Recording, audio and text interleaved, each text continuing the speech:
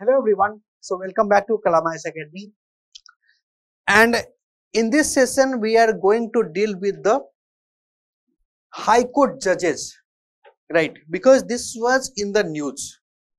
We have already covered this in the current age program, but in this session we are going to cover that what has been the issue and why such kind of issue is there. What are the process regarding that?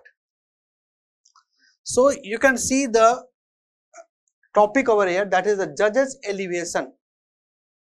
Judges elevation should not be in individual decision. High Court Collegium must decide collectively.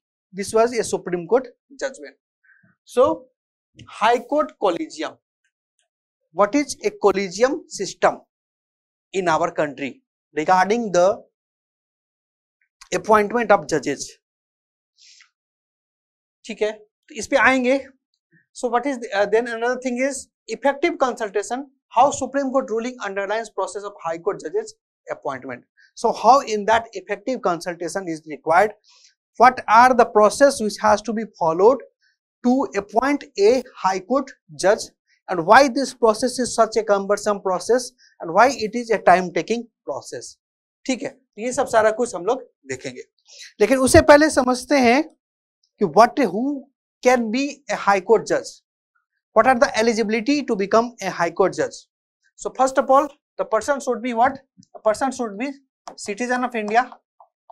This person should be citizen of India. Then the second thing, the person should be the High Court advocate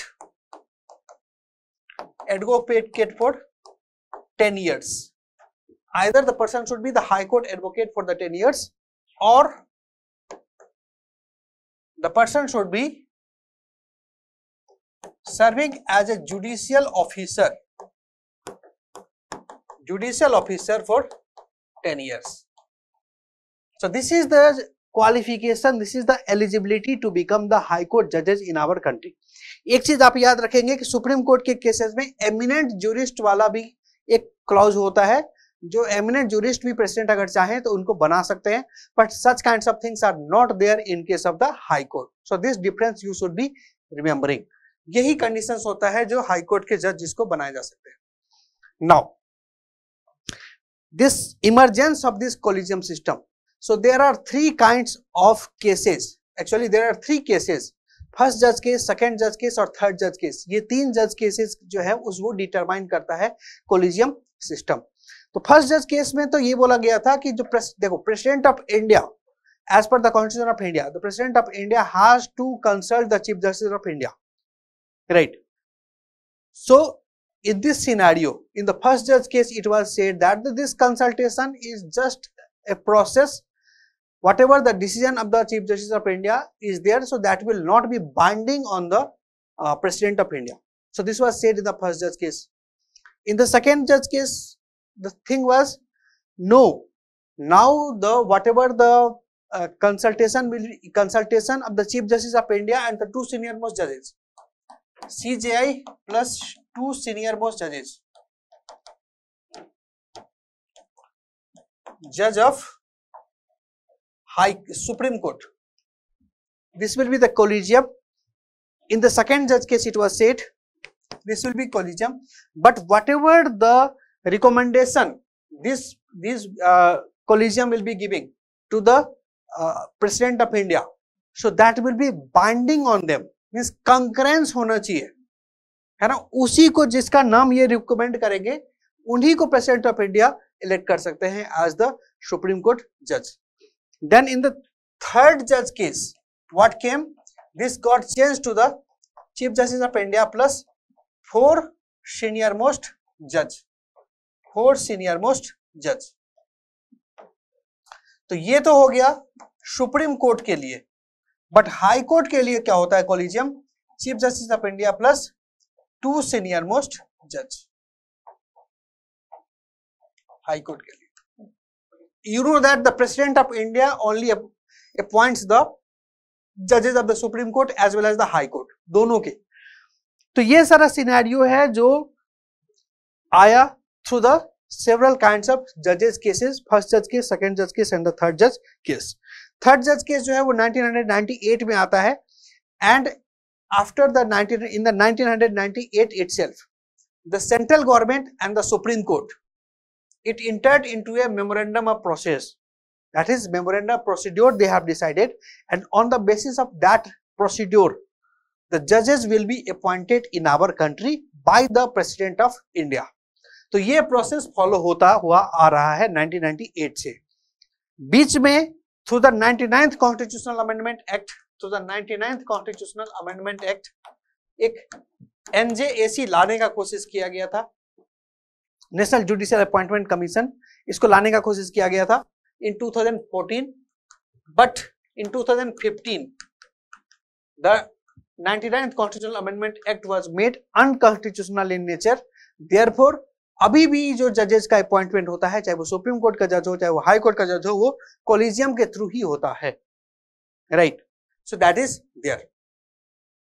supreme court के जजेस के cases में थोड़ा सा simplified होता है process, because central level पे जो अथॉरिटीज होते हैं वो ज्यादा इन्वॉल्व होते हैं, बट हाई कोर्ट के जजेस के केस में जो प्रोसेस होता है वो और ज्यादा कॉम्प्लेक्स हो जाता है, right. So what are those process, and ये क्यों न्यूज में था अभी. सो फर्स्ट ऑफ ऑल दो तरह के कॉलेजियम होते हैं, एक तो होता है हाई कोर्ट लेवल पे कॉलेजियम एंड एक होता है सुप्रीम कोर्ट लेवल पे कॉलेजियम. तो अगर हाई कोर्ट के किसी जज को अपॉइंट करना है तो हाई कोर्ट का जो कॉलेजियम होगा उसको भी इन्वॉल्व होना जरूरी होगा, right. So high court collegium, it will have the chief justice of the high court and two senior most judges of the high court. For example, let's say that the one judge is being appointed in the Rajasthan High Court.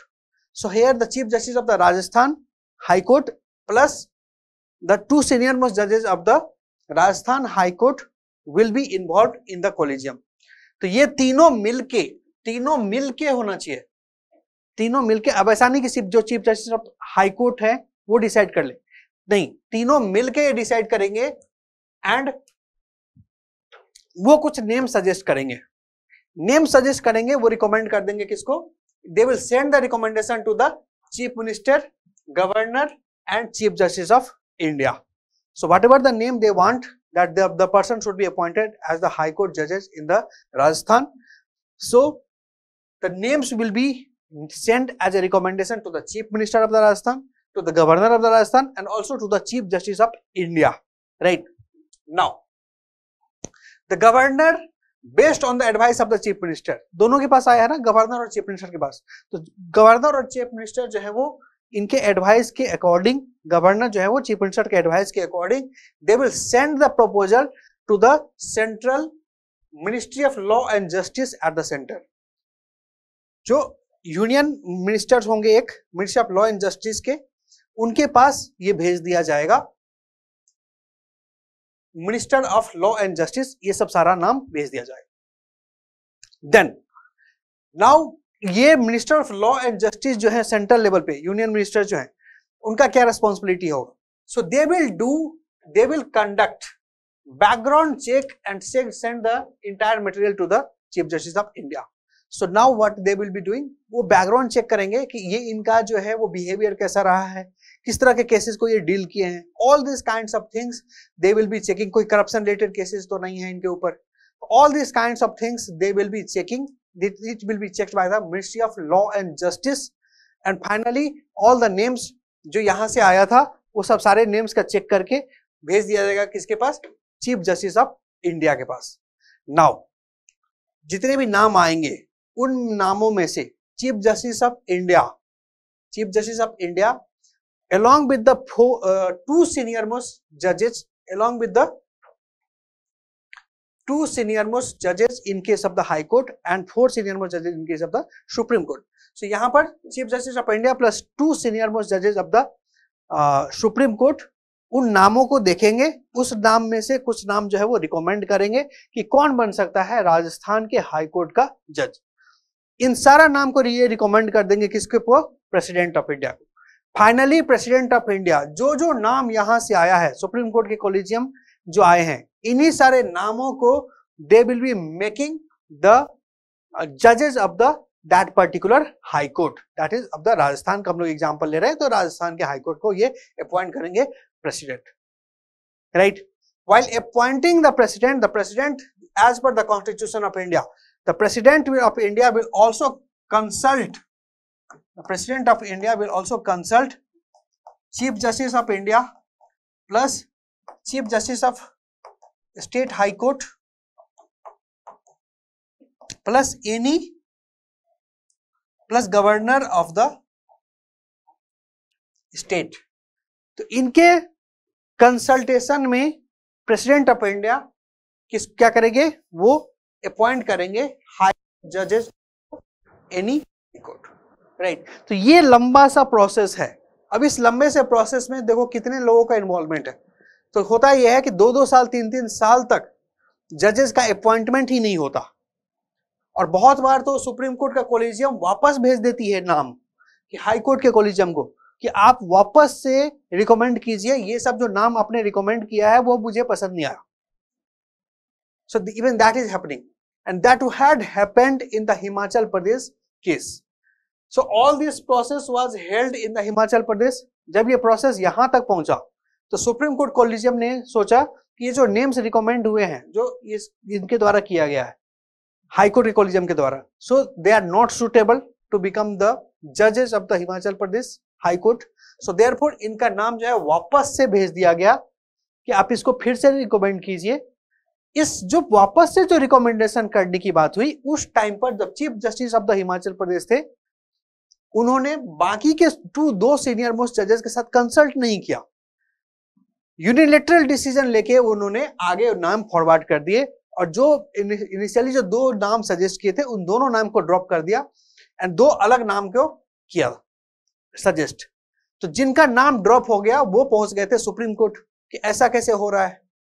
Chief justice of the high court जो है वो कैसे बिना consultation के, other senior most जजेस जो है high court के, उनका बिना कंसल्टेशन के वो कैसे नाम सजेस्ट करते रहे और हमारा नाम कहाँ क्या हुआ.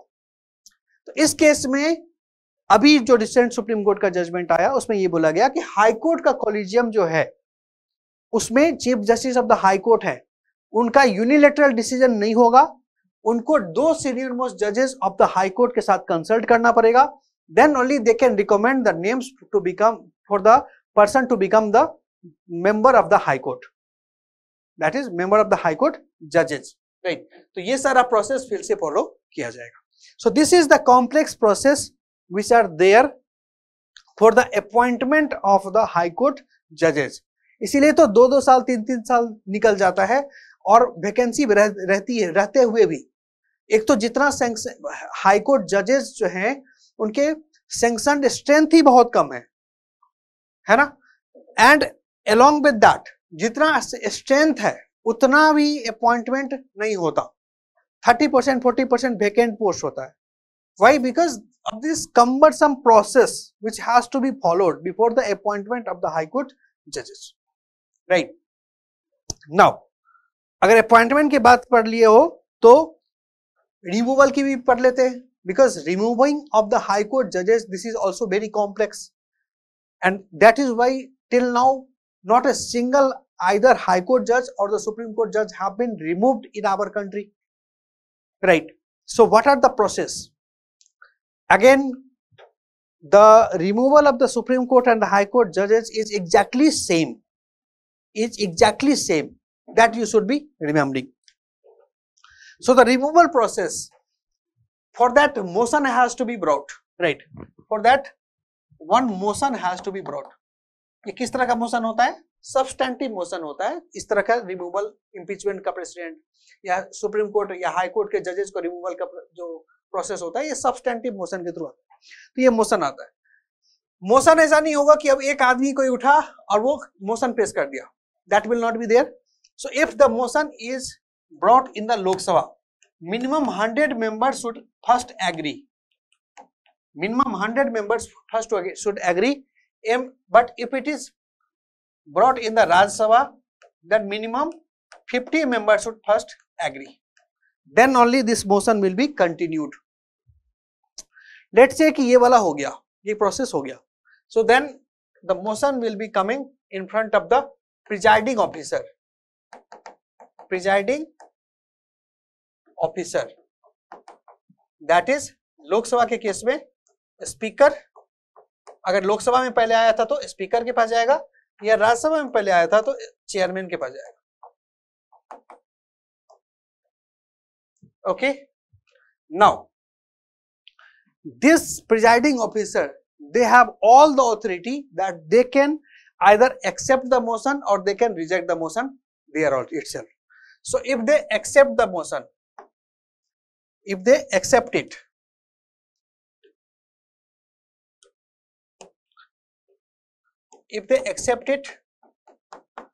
the motion will continue. If they reject it, their itself motion will fall. Right. Then after the acceptance, there will be a 3-member committee, 3-member inquiry committee will be set up. Inquiry committee will be set up.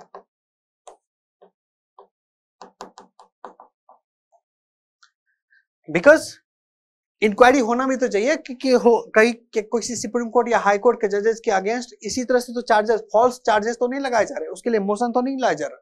So this inquiry committee will be there. Under this inquiry committee, the 3 members will be either the Chief Justice of India or any judges of the Supreme Court.